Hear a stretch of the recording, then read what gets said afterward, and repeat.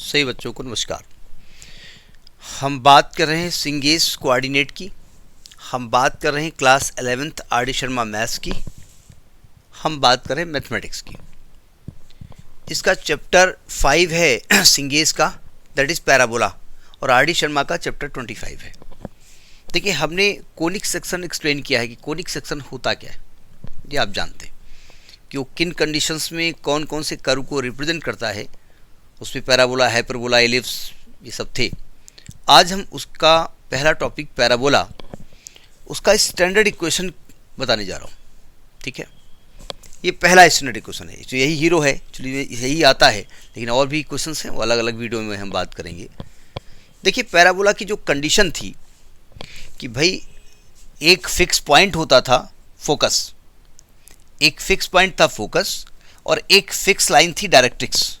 ठीक है, और एक ऐसा पॉइंट वेरिएबल जो इस तरीके से घूमे कि P से फोकस की दूरी और P से डायरेक्ट्रिक्स की दूरी अगर दोनों सेम हो तो हम कहते हैं जो भी कर्व फॉर्म होगा, यानी मतलब P यहाँ से यहाँ पहुँच गया तो ये दूरी यहाँ पहुँच गया, ये दूरी, मतलब कुछ ऐसा रहे कि इस पॉइंट की फोकस से और इस लाइन से दूरी हमेशा समान रहे।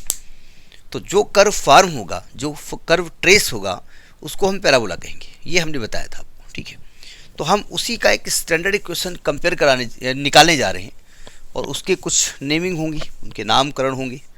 देखिए, हमने यहाँ पर फोकस माना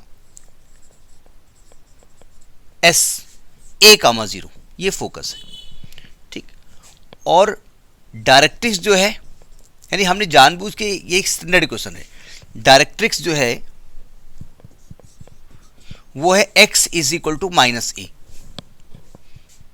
क्या लफड़ा है, हमने एक्चुअली में कुछ ऐसा लिया कर्व, x एक्सिस पर फोकस लिया इसका S A,0।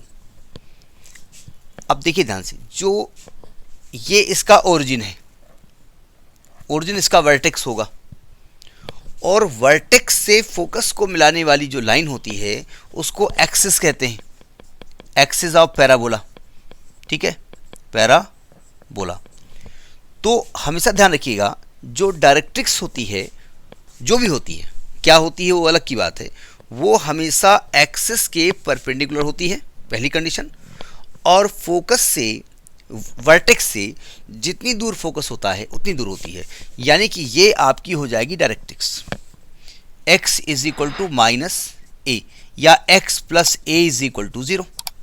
ठीक है, अब हमने एक पॉइंट लेना है P, और P जनरल पॉइंट है तो x, y लेना है।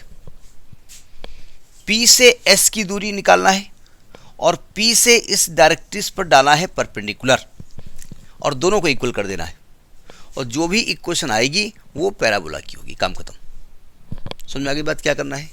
वो बाई चांस P यहाँ आ गया है, आप P को इधर भी कहीं ले सकते हैं, मतलब P कहीं भी हो सकता है, ये ऐसे भी हो सकता है, ऐसा नहीं कोई स्ट्रेट लाइन आपको दिख रही हो। तो लॉजिक समझ में आया कि हमें क्या करना क्या है। तो हम पहले P से S की दूरी निकालते हैं। तो ये तो डिस्टेंस बिटवीन 2 पॉइंट हुआ ना, लगा दो, तो क्या हो जाएगा, √x - a का होल स्क्वायर प्लस y - 0 का होल स्क्वायर। अब P से इस लाइन पर खींचो परपेंडिकुलर, तो Pm की वैल्यू क्या निकलने वाली है, x + a अपान √1।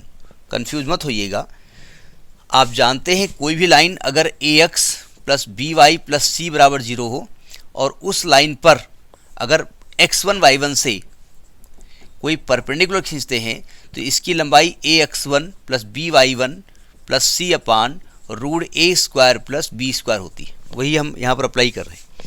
ये यहाँ पर पॉइंट जो है वो x1 y1 है। ठीक है,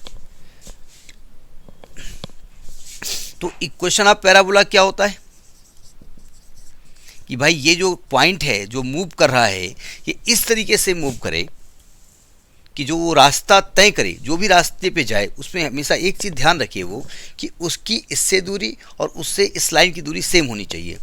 तो हम PS = PM कर देंगे। ठीक है, तो PS बोले तो अंडर रूट क्या करें लगा करके, PS² और PM² कर देंगे, रूट हट जाएगा। तो ये क्या आने वाला है, x - a का whole square plus y minus 0 का whole square is equal to x plus a का होल स्क्वायर। ठीक है, अब इसको खोल दो, जो भी इक्वेशन आएगी वो आपकी डायरेक्ट्रिक्स सॉरी पैराबोला की इक्वेशन होगी। खोल दो इसको, तो ये क्या क्या आने वाला है, x square plus a square minus 2ax plus y square is equal to x square plus a square plus 2ax। X square से एक्स स्क्वायर कट गया, ए स्क्वायर कट गया, y square is equal to 4ax। ये आपकी standard equation of parabola होती है। ठीक है, अब इसके खानदानी कौन कौन से हैं? तो ये पैराबोला कुछ ऐसे बनता है, ये पैराबोला कुछ ऐसे बनता है, मतलब इस पर पॉइंट कहीं भी आप लीजिए, ये P मानो P से S की दूरी और P से ये जो डायरेक्ट्रिक्स है, डायरेक्ट्रिक्स, ये दूरी हमेशा सेम होनी चाहिए, होनी ही चाहिए, ये कंडीशन होती है उसकी। ठीक है, तो सबसे पहली चीज़ तो यहाँ पर आती है वर्टेक्स। पहला जो इसका खानदानी व्यक्ति है वो वर्टेक्स है। इस इक्वेशन में वर्टेक्स 0 वो है 0,0, इसे वर्टेक्स कहते हैं। दूसरा इस खानदान का मेंबर है फोकस। फोकस यहाँ पर S है, a,0 होता है। तीसरा खानदान का इसका मेंबर है एक्सिस ऑफ पैराबोला। वर्टेक्स से फोकस को मिलाने वाली जो लाइन होती है उसी को हम कहते हैं एक्सिस। तो अगला खानदानी मेंबर है ये एक्सिस ऑफ पैराबोला। ये यहाँ पर आपकी फिलहाल AS हो जाएगी, या एक्स एक्सिस लिख दो, या इसका इक्वेशन होगा y बराबर 0। चूंकि एक्स एक्सिस का जो इक्वेशन होता है वो y बराबर 0 होता है। ठीक है, चौथा जो इसका मेंबर है tangent at vertex. Tangent at vertex, vertex पर टेंजेंट ये है y एक्सिस, यही तो टेंजेंट जा रही है, तो y एक्सिस हो जाएगी, y एक्सिस। इसका जो इक्वेशन होगा वो x बराबर 0 होगा, क्योंकि हम जानते हैं y एक्सिस का जो इक्वेशन होता है वो x बराबर 0 होता है। ठीक है, मैं इसको रब कर देता हूँ यहाँ उसके, और ज़्यादा लोग आते हैं तो अलग अलग बैठा लें, कोई उधर बैठ जाओ, तुम उधर बैठ जाओ, तुम उधर बैठ जाओ, ज़्यादा लोग हैं ना इसमें। पांचवा यहाँ पर ये है, अब जरा समझिएगा, एक वर्ड आता है लेटस रेक्टम। लेटस रेक्टम, यहां 2-3 नाम आपको सुझा दें, देखो ध्यान से। किसी भी कर्व में जैसे मैं इसी की बात कर रही, फोकस था, कोई भी एक लाइन जो उस कर्व को 2 पॉइंट पे टच करती है, लाइन सेगमेंट, लाइन कहिए, उसे कॉर्ड कहते हैं। कोई भी लाइन सेगमेंट, लाइन कहोगे तो लाइन तो आर पार निकल जाएगी, कोई भी लाइन सेगमेंट अगर इस कर्व को 2 पॉइंट पे टच करता है तो ये कॉर्ड कहलाती है। जीवा, अगर ये यहां से निकल जाए तो ये भी कॉर्ड है, एम डैश नहीं कॉर्ड है, लेकिन कहां से होकर जा रही है, फोकस से होकर जा रही है, तो फोकल कॉर्ड हो जाएगी।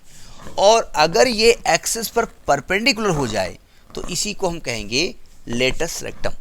यानी अगर हमसे कहा जाए लेटस रेक्टम क्या होता है, तो जरा इसमें जगह हम बना लें, क्योंकि लेटस रेक्टम के लिए जगह चाहिए। तो फोकस से होकर जाने वाली कॉर्ड फोकल कॉर्ड कहेंगे, जो ये 90 डिग्री एंगल बनाए, मतलब परपेंडिकुलर हो इसके, एल एस एल डैश। अच्छा, एल तो a,0 था ही, ठीक है। तो ये जो लेटेस्ट रेक्टम है वो एल एस एल डैश है, इसकी लंबाई 4a होती है। ये स्टैंडर्ड इक्वेशन की बात हो रही है, इसकी लंबाई 4a होती है, ठीक है। अब चूंकि अगर आपसे कहा जाए कि लेटेस्ट रेक्टम होती क्या है, तो आप कहेंगे एक फोकल कॉर्ड है जो फोकस से होकर जाती है और एक्सिस पर परपेंडिकुलर होती है। अब सिंपल सी बात है, ये परपेंडिकुलर है और ये जो आपका कर्व है वो एक्स एक्सिस के रेस्पेक्ट में सिमेट्रिकल है, यानी एक्स के जैसा उधर वैसा इधर है। तो अगर इसकी लंबाई आप 4a मान रहे हो तो क्या मैं कह सकता हूँ इसकी ये आधी लंबाई 2a, आधी लंबाई 2a हो जाएगी। तो अगर मैं आपसे कहूँ l का कोऑर्डिनेट क्या होगा, तो आप कहेंगे a, 2a, L S L dash की लंबाई 4a है। और अगर मैं कहूँ एल डैश की क्या होगी, तो आप कहेंगे a, -2a। तो इसके एंड्स हो गए जा करके, ठीक है। Distance of point P from focus, distance of focal, से मतलब है नहीं। तो लॉजिक समझ में आ गया। तो ये आपका पूरा खानदानी डिस्क्रिप्शन है किसका, इस पैराबोला के इक्वेशन का y² = 4x का।